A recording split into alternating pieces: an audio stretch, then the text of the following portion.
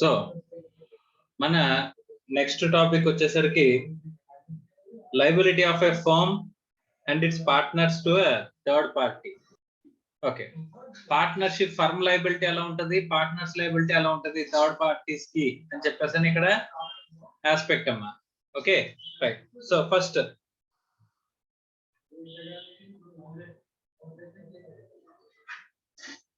Liability of for a wrongful act of a partner. అంటే ఇక్కడ wrong చేసింది ఎవరంటమ్మా, పార్ట్నర్ రాంగ్ చేస్తే, రాంగ్ఫుల్ యాక్ట్ చేస్తే గనక అక్కడ థర్డ్ పార్టీస్ కి లయబిలిటీ, అక్కడ థర్డ్ పార్టీస్ కి ఫర్మ్ ఎలా లయబుల్ అవుతుంది, పార్ట్నర్ ఎలా లయబుల్ అవుతాడు అనేది చూస్తున్నాం. The firm, a firm is liable to third parties for all the wrongful acts of a partner. మా పార్ట్నర్ చేసే ప్రతి పనికి రాంగ్ఫుల్ యాక్ట్ కి ఎవరు లయబుల్ అవుతారంటే ఫర్మ్ లయబుల్ అవుతుంది. However the firm is liable if such acts are done in the ordinary course of business of the firm.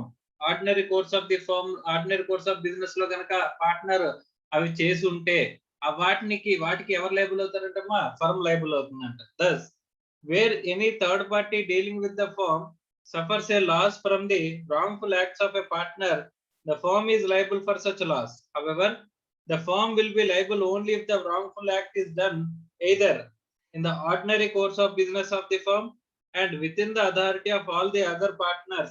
Okay, అంటే అక్కడ firm liability అనేది రావాలంటే రెండు ఆస్పెక్ట్స్ చెప్తున్నాడమ్మా. ఒకటి ఆర్డినరీ కోర్స్ ఆఫ్ బిజినెస్ లో జరగాలి, రెండు with in the authority, all the partners మనకి అథారిటీ ఏదైతే ఇచ్చారో ఆ అథారిటీలో మనం వర్క్ చేసి ఉండాలి.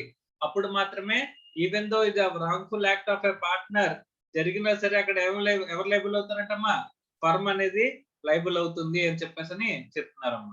Okay, so the term wrongful acts includes fraud or negligence of the partners అని చెప్పేసి అంటుంది. సో నెగ్లిజెన్స్ ఆఫ్ ది పార్ట్నర్స్ కానీ లేకపోతే రాంగ్ఫుల్ యాక్ట్ కానీ ఉంటే కనుక అక్కడ ఫ్రాడ్, రాంగ్ఫుల్ యాక్ట్ అనేది ఫ్రాడ్ వల్ల కానీ లేకపోతే నెగ్లిజెన్స్ వల్ల కానీ ఎలాగైనా అరైజ్ అవ్వచ్చు. పార్ట్నర్స్ యొక్క లయబుల్, పార్ట్నర్స్ యొక్క రాంగ్ఫుల్ యాక్ట్ కి ఎవరు లయబుల్ అవుతారంట, ఫర్మ్ లయబుల్ అవుతుంది. ఫర్మ్ లయబుల్ అయి పే చేయాల్సిన అవసరం ఉంటుంది అన్నాం. నిన్న మనం ఒక ఎగ్జాంపుల్ చెప్పుకున్నాం అమ్మా. ఏబిసి ముగ్గురు పార్ట్నర్స్ ఉన్నారు. అందులో ఏ అనేవాడు పర్చేజెస్ చేస్తాడు, బి అనేవాడు సేల్స్ చేస్తాడు, సేల్స్ ఆథరైజ్డ్, సి అనేవాడు అకౌంట్స్ మెయింటైన్ చేయడానికి ఆథరైజ్డ్ అని చెప్పేసి మనం మాట్లాడుకుని వీళ్ళు ముగ్గురు కలిపి ఏబిసి అండ్ కో అని చెప్పేసి ఒక ఫర్మ్ లో బిజినెస్ చేస్తున్నారని చెప్పేసి అనుకున్నాం. తర్వాత డిఈఎఫ్ అనే ఒక డిఎఫ్ అండ్ కో వీళ్ళ కాంపిటేటర్ దగ్గర నుంచి, వాళ్ళ అకౌంటెంట్ దగ్గర నుంచి ఏం చేశాడంటమ్మా, వీడు ఇక్కడ పర్చేజెస్ ఆథరైజ్ చేయబడిన ఏం చేశాడంట, కొంత ఇన్ఫర్మేషన్ అనేది సెన్సిటివ్ ఇన్ఫర్మేషన్, అంటే ప్రైస్, బయ్యర్ డీటెయిల్స్, అంటే ఎక్కడి నుంచి కొంటున్నారు, ఎంత ప్రైస్ కొంటున్నారు, ఇవన్నీ కూడా డీటెయిల్స్ ఏం చేశాడంట, తీసుకున్నాడంటమ్మా. ఎవరు, ఇది తెలిసిన డిఈఎఫ్ అండ్ కో ఏం చేశారు, కేసు ఫైల్ చేస్తే ఇక్కడ కేసులో జడ్జిమెంట్ వచ్చిందంట. ఏమని, 10 lakhs పే చేయాలి అని చెప్పేసి జడ్జిమెంట్ ఇచ్చారంట. సో అక్కడ misuse of the information by wrongful act ద్వారా జరగడం వల్ల 10 లక్షలు పే చేయాల్సిన అవసరం వచ్చింది. సో ఫస్ట్ ఇక్కడ మనం చెక్ చేయాల్సింది ఏంటంటే, పార్ట్నర్ లయబుల్ అవుతాడా, ఫర్మ్ లయబుల్ అవుతుందా అని చెప్పేసి చెక్ చేసినప్పుడు రెండు ఆస్పెక్ట్స్ చూడమంటున్నాడమ్మా. ఒకటి, is it with the ordinary course of business లో జరిగిందా లేదా. ఆర్డినరీ కోర్స్ ఆఫ్ బిజినెస్ అంటే ఇది ఈ బిజినెస్ ట్రాన్సాక్షన్స్ దేనికోసం, పర్చేజ్ కోసమే. ఇక్కడ ఆర్డినరీ కోర్స్ ఆఫ్ బిజినెస్ లో మన ఇన్ఫర్మేషన్ అనేది తీసుకోవడం జరుగుతుంది, ఎక్కడెక్కడ మనకి తక్కువకి మనకి రా మెటీరియల్ అనేది దొరుకుతుందా అని చెప్పేసి. రెండోది, విత్ ఇన్ ద అథారిటీ, వీడు చేసిన పని విత్ ఇన్ అథారిటీ అంటే వీడు పర్చేజెస్ గురించి ఇన్ఫర్మేషన్ తెలుసుకున్నాడు, దేనికోసం, పర్చేజెస్ చేయడానికి. The act is with in the authority, వాళ్ళకి ఇచ్చిన పవర్స్ ప్రకారమే ఇక్కడ చేశాడంటమ్మా. అలాంటప్పుడు ఎవరు లయబుల్ అవుతారంటమ్మా, ఇక్కడ ఫర్మ్ లయబుల్ అవుతుంది అని చెప్పేసి ఇక్కడ మనకి మెన్షన్ చేస్తున్నాడమ్మా. హియర్ ఈ రెండు కండిషన్స్ కూడా సాటిస్ఫై అయినాయి కాబట్టి ఎవరు లయబుల్ అవుతారమ్మా, ఫర్మ్ లయబుల్ అవుతుంది అని చెప్పేసి మనకు చెప్తున్నాడు. Okay right. Next, liability for misapplication of money or property by a partner అని చెప్పేసి అంటున్నాడమ్మా. అంటే ఇప్పుడు పార్ట్నర్ ఫర్మ్ యొక్క ప్రాపర్టీని ఇక్కడ ఏం చేశాడు, మిస్అప్లికేషన్ చేశాడు. మిస్అప్లికేషన్ ఆఫ్ మనీ ఆర్ ప్రాపర్టీని రాంగ్ గా యూటిలైజ్ చేశాడు అని చెప్పేసి అంటున్నాడమ్మా. ఓకే, సపోజ్ ఇక్కడ ఒక పార్ట్నర్ ఇప్పుడు క్యాష్ కౌంటర్ లో కూర్చుని వచ్చిన క్యాష్ ఎవరో మనకి ఇవ్వాల్సిన డెటార్ ఎవరో డబ్బులు తీసుకొచ్చి ఇస్తే అది తీసుకుని వాడేసుకున్నాడంట, తన సొంత అవసరాలకి వాడేసుకున్నాడంటమ్మా. అప్పుడు ఏంటి అంటే కనుక liability for the misapplication of money or property by a partner అంటున్నాడమ్మా. In the ordinary course of business of a firm, money or property belongs to the third parties, okay, is likely to be received by the firm or its partners. Okay, ordinary course of business lo money or property belongs to the third parties is likely to be received by the firm or its partners. Receive చేసుకుంటే if a partner misapplied to its own use, the firm is liable for the same. So ఇక్కడ debtor దగ్గర ఒక debtor వచ్చి డబ్బులు ఇచ్చాడమ్మా. డబ్బులు ఇస్తే partner డబ్బులు తీసుకుని వాడు సొంతానికి వాడేసుకున్నాడు, కానీ అకౌంట్స్ లో ఇంకా స్టిల్ డెటార్ ఏమని చూపిస్తుంది, మనకి ఇంకా ఇవ్వాలని చెప్పేసి చూపిస్తుంది. సో అలాగా ఒకవేళ పార్ట్నర్ కనుక ఎస్టాబ్లిష్ చేసేటనుకో, నేను పే చేశాను డబ్బులు అని చెప్పేసి ఎస్టాబ్లిష్ చేయగలిగితే కనుక, చేస్తే కనుక అక్కడ ఎస్టాబ్లిష్ చేస్తే కనుక ఏం చేస్తారంటమ్మా, ఆ డబ్బులు తీసుకెళ్లి మనకి అక్కడ ఫర్మ్ దానికి థర్డ్ పార్టీకి పే చేయాల్సి అంటే థర్డ్ పార్టీకి అకౌంట్ అడ్జస్ట్ చేయాల్సిన అవసరం ఉందా లేదా అంటే, ఇప్పుడు థర్డ్ పార్టీకి నాకు ఒక 10 లక్షల రూపాయలు ఇవ్వాలమ్మా, వాడు తీసుకొచ్చి 2 లక్షలు ఇచ్చేసాడు. ఇచ్చేస్తే పార్ట్నర్ 2 లక్షలు తీసుకుని సొంతానికి వాడేసుకున్నాడు. ఇంకా నా బుక్స్ లో అవుట్ స్టాండింగ్ ఎంత కనిపిస్తుంది, 10 lakhs అనేది కనిపిస్తుందమ్మా. ఇప్పుడు ఖచ్చితంగా పార్ట్నర్ పర్సనల్ కి వాడేసినా సరే ఇక్కడ ఏం చేయాలంటే మనం 2 lakhs ఫర్మ్ లైబుల్ అయ్యి ఆ 2 lakhs ని వాడి అకౌంట్ నుంచి డెటార్ అకౌంట్ నుంచి తగ్గించి 8 lakhs అవుట్ స్టాండింగ్ గా మనం రాసుకోవాల్సిన అవసరం ఉంటుంది అని చెప్పేసి చెప్తున్నారు. Okay, this provision is contained in section 27 of the Indian Partnership Act, which lays down the following 2 rules in this regard. Where money or property is received by partner and misapplied by the same partner, where the money or property is received by the firm then misapplied by any one of the partners.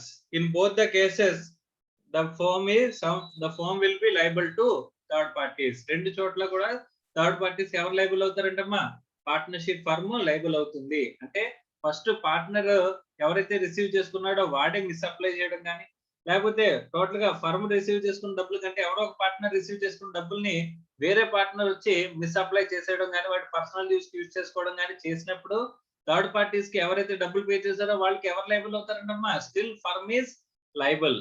ఎందుకంటే ఆ డబ్బులు use చేసింది ఎవరు, internal matter, that is internal matter, that is outside person తో, అసలు outside person తో partner వాడేసుకున్న దానికి అక్కడ ఏమీ అవుట్ సైడ్ పార్ట్నర్ కి ఏమీ కూడా సంబంధం ఉండదు. సో వాడు పే చేయాల్సింది పే చేశాడు, వాడు ఏమనుకుంటాడు, సో ఈ పార్ట్నర్ కి పే చేసినా టోటల్ గా మొత్తం అందరికి పే చేసినా ఒకటే అని చెప్పేసి ఏమనుకుంటాడు, ఒక పార్ట్నర్ కి పే చేస్తాడు. ఆ పార్ట్నర్ పర్సనల్ గా వాడేసుకుంటే కనుక అది వాళ్ళ పార్ట్నర్స్ మధ్య ఉన్న ఇంటర్నల్ మ్యాటర్ అమ్మా. సో కాబట్టి అక్కడ ఏమంటాడంటే కనుక ఇక్కడ ఫర్మ్ అనేది still liable to the third parties.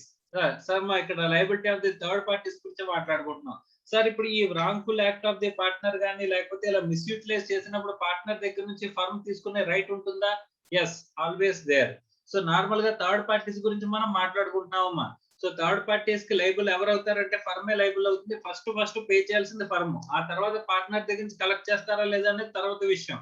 So కానీ ఫస్ట్ ఆఫ్ ఆల్ పార్ట్నర్ కూడా ఫర్మ్ కి లైబుల్ అవుతాడు. ఇలాంటి కేసులన్నీ ఫ్రాడ్యులెంట్ యాక్ట్ కానీ ఇలాంటి రాంగ్ఫుల్ అప్లికేషన్ కానీ చేసేసినప్పుడు ఫర్మ్ ముందు పే చేసేసిన ఫర్మ్ కి మళ్ళీ వాళ్ళు ఏం చేయాలమ్మా, పే చేయాల్సిన అవసరం అనేది ఉంటుంది అని చెప్పేసి అంటున్నాడు.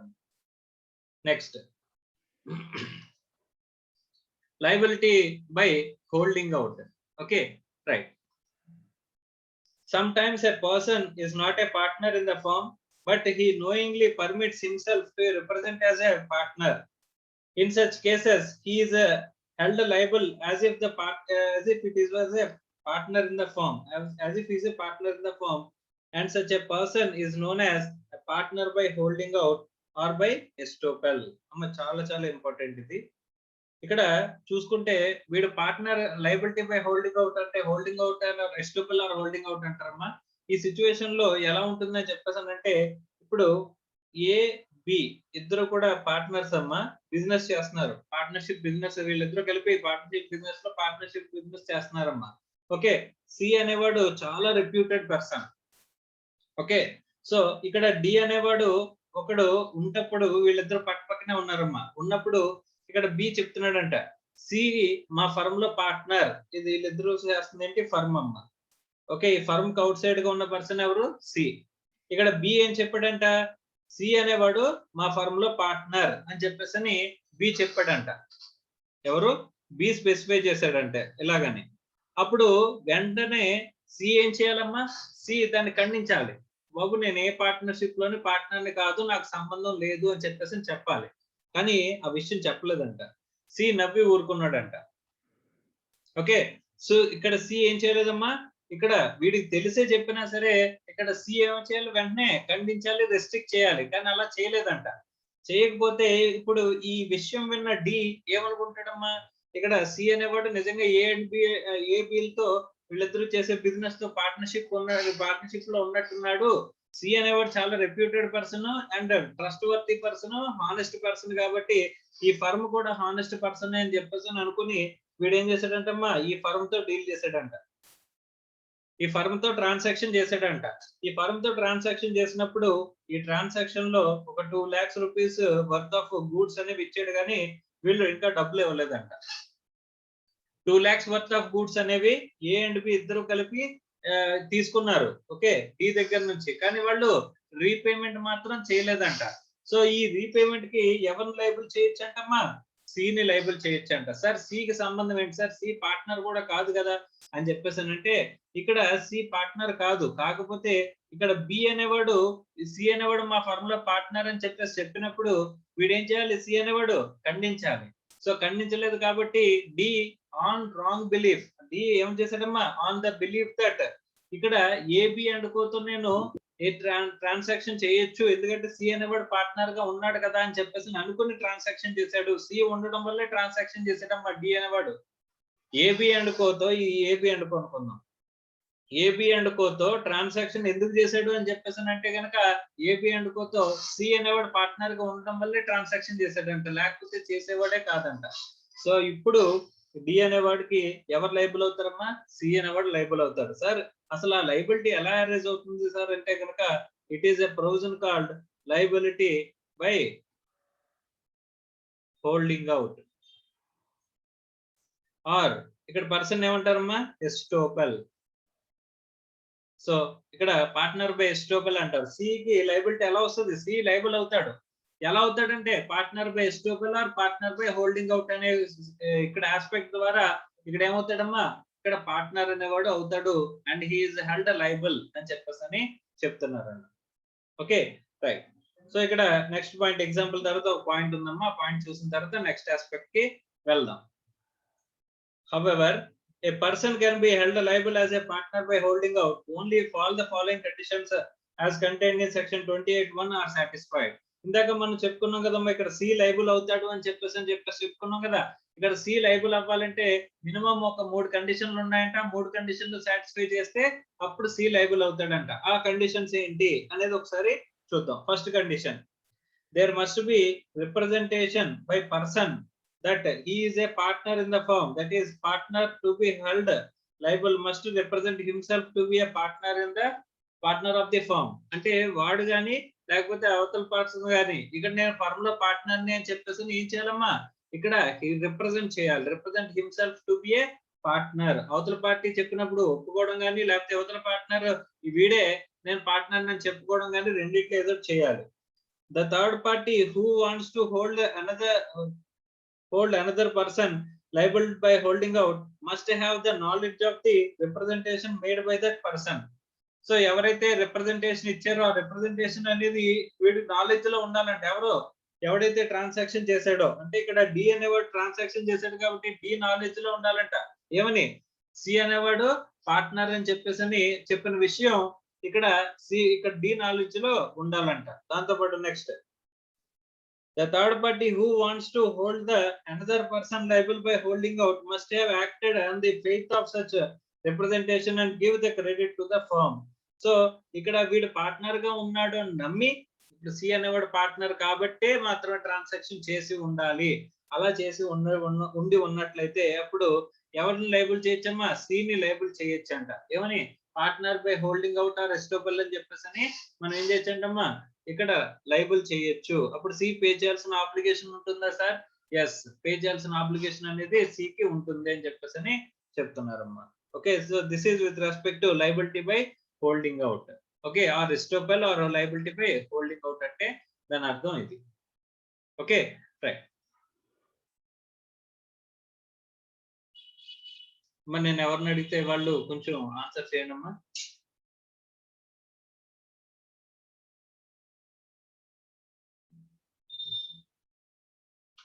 మా భవానీ ఎస్ సార్. అర్థమైందమ్మా సోఫర్? అర్థమైంది sir. Okay right. Liability by holding out or estoppel అంటే ఏమొస్తుందమ్మా చెప్పు? అంటే థర్డ్ పార్టీ తన మైండ్ లో ఇక్కడ సి అనేవాడు పార్ట్నరా పార్ట్నర్షిప్ ఫర్మ్ లో? మన ఎగ్జాంపుల్ లేదు సార్. సి అనేవాడు పార్ట్నర్ కాదు. Yes sir. పార్ట్నర్ కాకపోయినా వాడు ఏమంటాడమ్మా? పార్ట్నర్ అని చెప్తుంటే దాన్ని రిప్రజెంట్ చేయాలి సార్. పార్ట్నర్ అని చెప్పినప్పుడు వాడు ఏం చేయాలి? లేదు నేను Represent పార్ట్నర్ కాదని చెప్పాలి. అలా చెప్పకుండా ఉన్నందుకు ఏమవుతాడు? ఇప్పుడు డి అనేవాడు on the belief of that C is a partner అని చెప్పేసి అని ఆ నమ్మకంతో ట్రాన్సాక్షన్ చేశాడు, గూడ్స్ సప్లై చేశాడు. అలాంటప్పుడు ఆ డబ్బులకి ఎవరు లైబుల్ అవుతారంట? C will be held liable. Liability ఎలా వస్తుంది? Liability by holding out or estoppel. Partner కాకపోయినా పార్ట్నర్ గా లైబిలిటీ వచ్చే ఒకే ఒక కేసు అమ్మేది. Yes sir. నార్మల్ గా పార్ట్నర్సే లైబుల్ అవుతారు, ఫర్మ్ లైబుల్ అవుతుందని వింటాం. వీడు పార్ట్నర్ కాకపోయినా వాడికి లైబిలిటీ అనేది అరేజ్ అయ్యే కేసు ఒకటి ఏంటి? Liability by holding out or estoppel. Yes sir. అర్థమైందా? Yes sir. రైట్. నెక్స్ట్ అయితే గనక నెక్స్ట్ ఆస్పెక్ట్ వచ్చేసరికి రీకాన్స్టిట్యూషన్. ఏంటమ్మా? రీకాన్స్టిట్యూషన్. రీకాన్స్టిట్యూషన్ అంటే ఒక పార్ట్నర్షిప్ ఫర్మ్ లో ఇప్పుడు మనకి ఇప్పుడు ఏ బి ఇద్దరు పార్ట్నర్స్ గా ఉన్నారమ్మా. ఓకే, సో ఒక కొత్త పార్ట్నర్ యాడ్ అవుతున్నాడు అంట. ఏమవుతున్నాడు? యాడ్ అవుతున్నాడు. ఇప్పుడు ఏమవుద్ది? ఏబిసి ముగ్గురు కలిపి పార్ట్నర్షిప్ ఫర్మ్ లోకి వచ్చినట్టమ్మా. Yes sir. ఇంత ముందు పార్ట్నర్షిప్ ఎలా ఉండేది? ఇద్దరు పార్ట్నర్షిప్ గా ఉండేది. Yes sir. అది ఇప్పుడు ఏమైంది? ముగ్గురు పార్ట్నర్షిప్ అయింది. Yes sir. దీన్ని ఏమంటారంటే రీకాన్స్టిట్యూషన్. సో నార్మల్ కాన్స్టిట్యూషన్ ఏంటి? Constitution of a partnership is between A and B. With the addition of C, it has been reconstituted. It has been reconstituted as ABC partnership. Okay. Right. ఒక partner వెళ్ళిపోయాడు అనుకో, ఈ plus అంటే edition. అదే ఒక partner వెళ్ళిపోయాడు అనుకో, ఇప్పుడు ఏ బి డి ఉన్నారు, అందులోంచి బి అనేవాడు వెళ్ళిపోయాడు. అప్పుడు ఏమవుతుందమ్మా? రీకాన్స్టిట్యూషన్ అనేది జరుగుతుంది. ఒకవేళ మినిమం ఒకళ్ళు మినిమం ఇద్దరు కూడా లేరు అనుకో, అప్పుడు ఏమవుతుంది? అసలు పార్ట్నర్షిప్ డిజాల్వ్ అయిపోతుంది. సో ఇక్కడ బి అనేవాడు వెళ్ళిపోతే కనుక అయితే ముందు ఏబిడి పార్ట్నర్షిప్ గా ఉండేది, ఇప్పుడు ఏమవుతుందమ్మా? బి వెళ్ళిపోతే ఏడి పార్ట్నర్షిప్ గా మారిపోతుంది. అంతేనా? రైట్. సో తర్వాత ఒక పార్ట్నర్ చనిపోతే ఏబిసిడి నలుగురు పార్ట్నర్స్ ఉన్నారు, అందులో సి చనిపోయాడు. అప్పుడేమవుద్దమ్మా? ఏబిసిడి పార్ట్నర్షిప్ నుంచి ఏబిడి పార్ట్నర్షిప్ లోకి మారిపోతుంది కదా. సో ఇప్పుడు రీకాన్స్టిట్యూషన్ జరిగినట్టే. అదే ఒక పార్ట్నర్ ఇన్సాల్వెంట్ అయిపోయాడు. ఇన్సాల్వెంట్ అంటే మన ఆస్తుల కన్నా అప్పులు ఎక్కువ ఉంటే కనుక మనం ఏం చేస్తాం? ఐపీ పెడతాం, ఇన్సాల్వెన్సీ పిటిషన్ పెడతాం.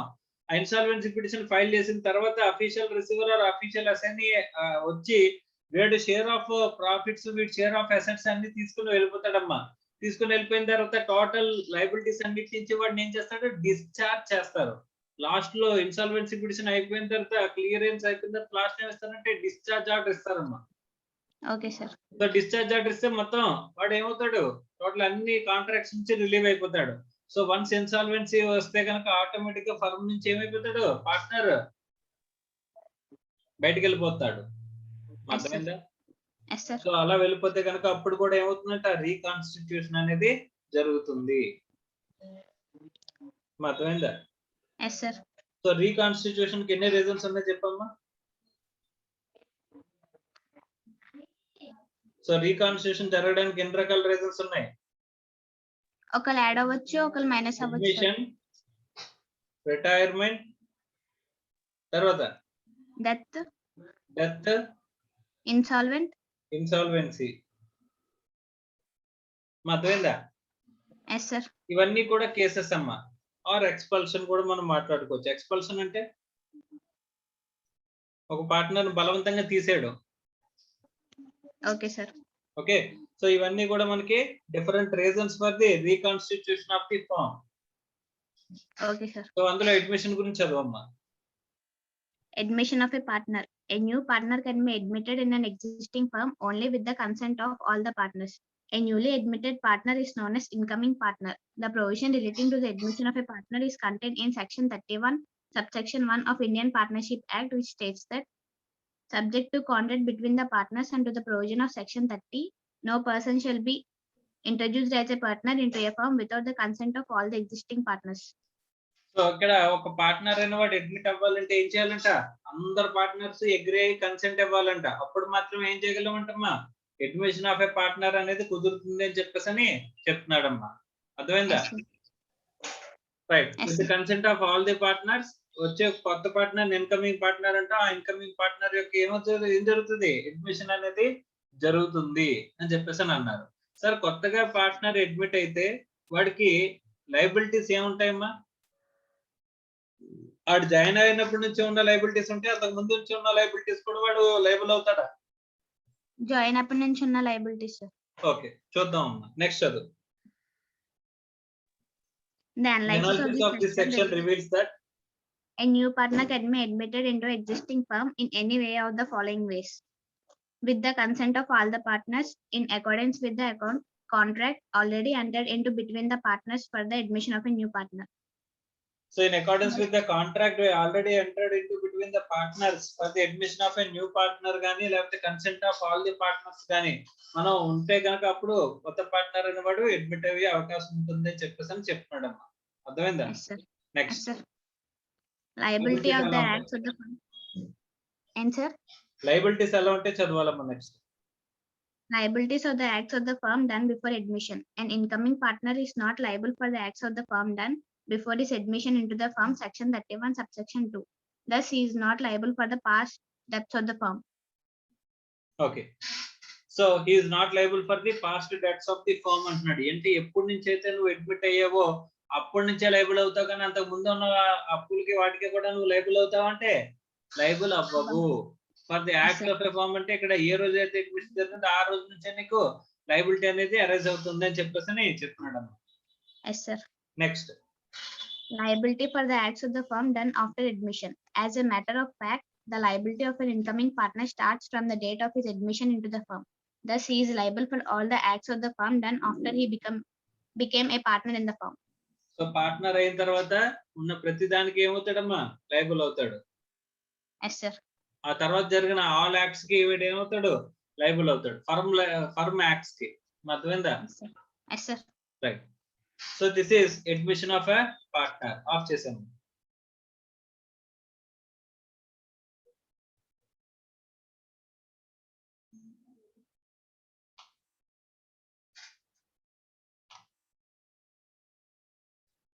అమ్మా నిత్య. Yes sir. అర్థమైందమ్మా so far? Yes sir. Yes sir. అర్థమైంది. కనుక రీకాన్స్టిట్యూషన్ లో నెక్స్ట్ ఆస్పెక్ట్ ఏంటమ్మా? Retirement of the partner. Retirement of a partner and its his liabilities. చదవమ్మా. Yes sir. Retirement of a partner. A partner may also retire from an existing firm. The partner who retires from an existing firm is known as retiring partner or an outgoing partner. The provision relating to the retirement of a partner is contained in the section 32, clause 1 of the Indian Partnership Act, which states that a partner may retire with the consent of all other partners in accordance with an express agreement by the partners, or where the partnership is at will, by giving notice in writing to all the other partners of his intention to retire. So ఎప్పుడు retire అవ్వగలరమ్మా? మీరు చెప్తున్న దాని ప్రకారం ఒక partner retire అవ్వాలంటే ఎప్పుడెప్పుడు అవ్వగలడు? ఏ situations లో అవ్వగలడు? అందరు పార్ట్నర్స్ ని అడిగి రిటైర్ అవ్వచ్చు అందరు సార్. పార్ట్నర్స్ యాక్సెప్ట్ చేస్తే, consent of all the partners ఇస్తే అప్పుడు రిటైర్ అవ్వగలడు. నెక్స్ట్, అగ్రిమెంట్ లో ఒకవేళ వాళ్ళు ముందుగా అగ్రిమెంట్ లో రాసుకుంటే స్పెసిఫిక్ గా రాసుకున్న దాని ప్రకారం రిటైర్ అవ్వచ్చు. ఇంకా ఎట్ విల్ సార్, అంటే పీరియడ్ అయిపోయినప్పుడు అట్ విల్ అంటే పీరియడ్ అనేది ఉండదమ్మా. ఎన్నాళ్ళైనా సరే, ఎప్పుడు అట్ విల్ అనే సిచ్యువేషన్ లో ఇప్పుడు మన ఎన్నాళ్ళు ఉన్నా సరే ఇక్కడ అట్ విల్ అంటే ఎన్నాళ్ళైనా సరే మనం ఉండొచ్చు. ఇలా స్పెసిఫిక్ గా ఒక పర్టికులర్ ప్రాజెక్ట్ కి లేకపోతే పర్టికులర్ పీరియడ్ కి అని చెప్పేసి మనకి ఉండదు. Yes sir. అలాంటప్పుడు నోటీస్ ఇచ్చామనుకోమ్మా, అందరు పార్ట్నర్స్ కి, రిమైనింగ్ అందరు పార్ట్నర్స్ నేను రిటైర్ అయిపోతున్నానని చెప్పేసి నోటీస్ ఇచ్చామనుకోమ్మా, then also you retire. Okay sir. Right. Next, The analysis of this section reveals that a partner may retire from the firm in any one of the following three modes. By consent, a partner may retire at any time with the consent of all other partners. Okay. By agreement, the partners may enter into any express agreement about అమ్మది. okay sir, about the retirement. By notice, in case of partnership at will, a partner may retire by giving a written notice of retirement to all other partners. Okay. Next, The liability of a retiring partner may be discussed as under. Liability ఎలా ఉంటుంది? ఆ retire అయిపోయిన తర్వాత కూడా, అంటే partner retire అయిపోయిన తర్వాత కూడా వాడికి లయబిలిటీ ఉంటుందా ఉండదా అనేది ఇక్కడ ఇష్యూ అమ్మా. Okay sir. Liability for the acts of the firm done before retirement. A retiring partner continues to be liable to third parties for the acts of a firm done before his retirement. Moreover, so first retiring partner ఏమవుతాడంటమ్మా, liable to the third parties for the acts of the firm done before his retirement. వాడు join అయినప్పటి నుంచి retire అయ్యేంత వరకు ఉన్న ప్రతి act కి వాడు ఏమవుతాడమ్మా, లయబుల్ అవుతాడు. Next, moreover, he will also be liable for all transactions of the firm begun with unfinished at the time of his retirement. So he will also liable for all the transactions of the firm begun but unfinished at the time of retirement అంటాడు. మా retirement date ఏదైతే ఉంటుందో, ఆ retirement date ఏదైతే ఉందో, ఇప్పుడు ఇవాళ అనుకోమ్మా retirement date, ఇవాళ డేట్ ఎంతమ్మా? సెకండ్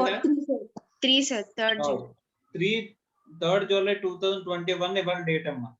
ఇప్పుడు ఇవాళ నేను రిటైర్ అవుతున్నాను అనుకోమ్మా, ఈ రోజుకు ముందు జరిగిన ట్రాన్సాక్షన్స్ అన్నిటికీ నేను లైబుల్ అవుతాను. ఫర్మ్ స్టార్ట్ అయినప్పటి నుంచి నేను ఉన్నాను, ఈ రోజు రిటైర్ అవుతున్నాను అంటే కనుక దీని ముందు జరిగిన ట్రాన్సాక్షన్స్ అన్నిటికీ నేను లైబుల్ అవుతాను. అలాగే ఇక్కడ స్టార్ట్ చేసి వదిలేసి దీని తర్వాత ఎండ్ అయినాయి అనుకోమ్మా, ఇక్కడ అన్ఫినిష్డ్ గా ఉన్న ట్రాన్సాక్షన్స్, ఇవేంటి అన్ఫినిష్డ్ గా ఉన్న ట్రాన్సాక్షన్స్, వాటికి కూడా ఏమవుతారమ్మా, లయబుల్ అవుతారు. అర్థమవుతుందా? Yes sir. Right. Next, thus a retiring partner remains liable for all the acts of the firm done up to the date of his retirement. So the retiring partner remains liable for all the acts of the firm done up to the date of retirement వరకు వాడు liable అవుతాడు అని చెప్పేసి చెప్తున్నారు. Yes sir. Next, liability for the acts of the firm done after retirement. So retirement తర్వాత జరిగిన acts కి వీళ్ళు లయబుల్ అవుతాడా రిటైరింగ్ పార్ట్నర్? అవర్ sir. చూద్దాం. A retiring partner also continues to be liable to third parties for the acts of the firm done even after his retirement until a public notice of his retirement is given. Section 32 clause 3.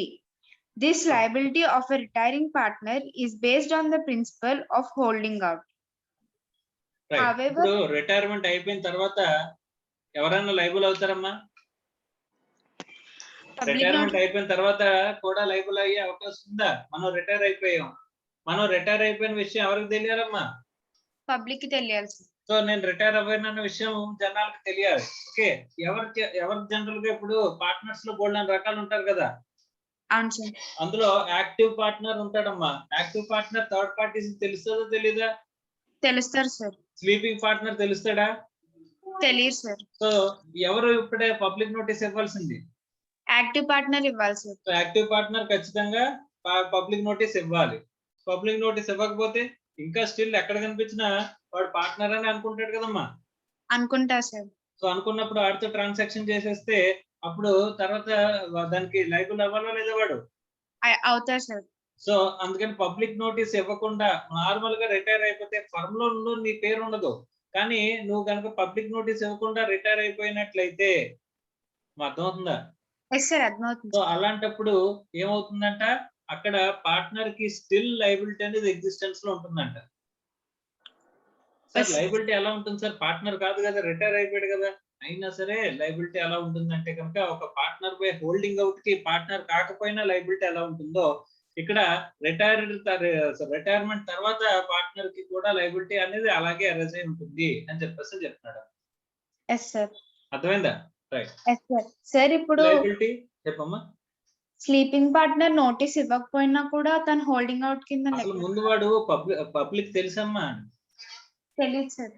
తెలియనప్పుడు ఆ partner అనేది తెలియనప్పుడు public కి తెలుసుకునే notice ఇచ్చి ఏం ఉపయోగం ఉంటుంది? లేదు సార్. ఇప్పుడు థర్డ్ పార్టీస్ కిందకి ఇమ్మంటున్నాడు నోటీసు, పబ్లిక్ నోటీసు. ఆ జనాలకు తెలుసు కాబట్టి. అవును సార్. ఇక్కడ పార్ట్నర్ జనాలకు తెలుసు కాబట్టి వాడు ఏం చేయాలి? నోటీస్ ఇవ్వాలి సార్. నోటీస్ ఇవ్వాలి. Okay sir. ఓకే. అదే స్లీపింగ్ పార్ట్నర్ అసలు పార్ట్నర్స్ తప్ప పబ్లిక్ కి తెలియదాడు. పబ్లిక్ తెలియకపోతే నోటీస్ ఇచ్చే ఉపయోగం ఉంది. అప్పుడు తెలుస్తుంది జనాలు పబ్లిక్ నోటీస్ ఇస్తేనే, ఓహో ఇటు పార్ట్నర్ గా ఉన్నాడా, ఇప్పుడు రిటైర్ అయిపోయాడా అని చెప్పేసి. అవును సార్. అంతే కదమ్మా? అంతే సార్. నెక్స్ట్ చదువు. However, a retiring partner will not be liable for the acts of a firm done after his retirement if a public notice of his retirement is given. So public notice of his retirement కనుక ఇచ్చినట్లయితే అప్పుడు వాడు liable అవ్వడు. ఒకవేళ ఇప్పుడు notice ఇవ్వకపోతే liable అవుతారు sir. మరి ఎలా లైబుల్ అవుతాడు సార్? ఆ పార్ట్నరే కాదు కదా. కానీ తన పార్ట్నర్ కింద రిప్రజెంట్ అవుతారు సార్, హోల్డింగ్ అవుట్.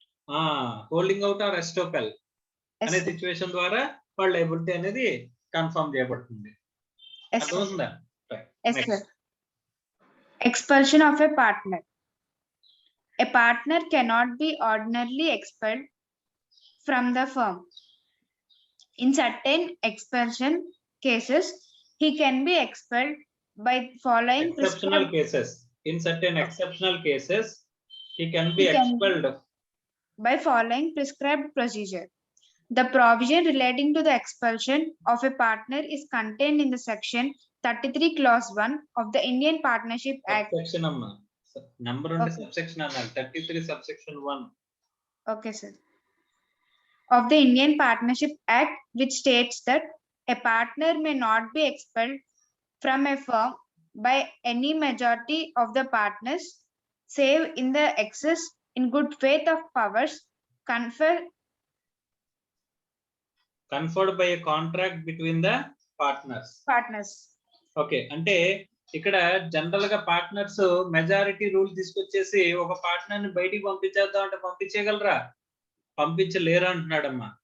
జనరల్ గా పంపించలేరు. ఇప్పుడు నలుగురు పార్ట్నర్స్ ఉన్నారు, అందులో ఒకడంటే ముగ్గురు పడట్లేదు, ఆ ముగ్గురు కలిపి మెజారిటీ మనం ఉన్నాం కదా, ఈ పార్ట్నర్ బయటికి పంపించేద్దాం అంటే పంపించగలరా అంటే పంపించలేరు. Unless otherwise it is a good faith. ఆ గుడ్ ఫెయిత్ కి సంబంధించిన పవర్స్ అంటే ఇక్కడ గుడ్ ఫెయిత్ అంటే ఏంటంటేనమ్మా, పార్ట్నర్షిప్ ఫర్మ్ ఎఫెక్ట్ అవుతుంది వీడి యాక్ట్స్ వల్ల, వీడు వచ్చిన కస్టమర్స్ తో మిస్బిహేవ్ చేయడం, రాంగ్ గా చేయడం ఇవన్నీ చేస్తున్నాడమ్మా.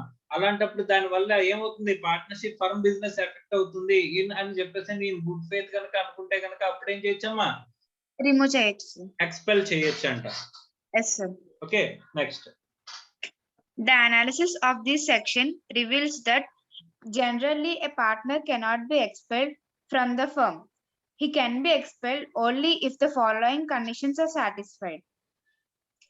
The power of expulsion should be given to the partners by any express contract between them. అంటే పార్ట్నర్స్ కి పవర్స్ అనేవి ఎక్కడి నుంచి వచ్చి ఉండాలి? పార్ట్నర్షిప్ డీడ్ నుంచి వచ్చి ఉండాలి.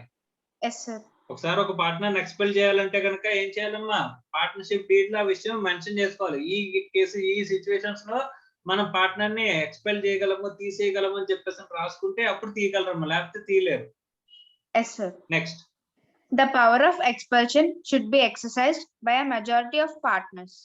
So majority of the partners ఏం చేయాలి? దానికి agree అవ్వాలి. Yes, sir.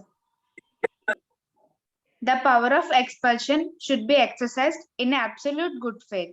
So good faith అంటే అంటే ఫర్మ్ కి బెనిఫిట్ పొందేలాగా మనం చేయాలి అని చెప్పేసి మనం చూస్తున్నాం అమ్మా. Yes, sir. Next All the above conditions must be satisfied before a partner is expelled from the firm.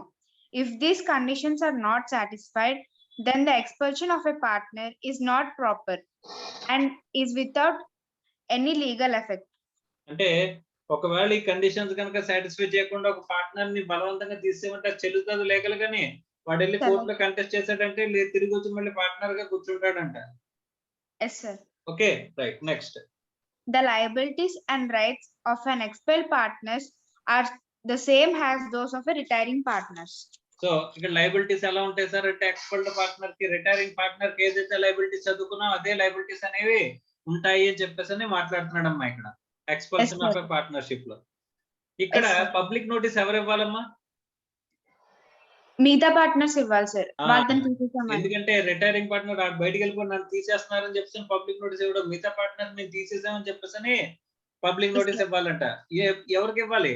Active partner కి అయితే. అర్థం కాలేదు సార్. యాక్టివ్ పార్ట్నర్ ఎవరైతే ఉంటారో వాడే కదమ్మా థర్డ్ పార్టీస్ తెలుసు, జనరల్ పబ్లిక్ తెలుసు.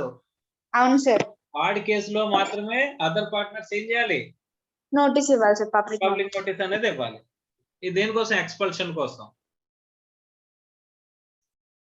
అర్థమవుతుంది? ఎక్స్పల్షన్ తీసేసేమో అని.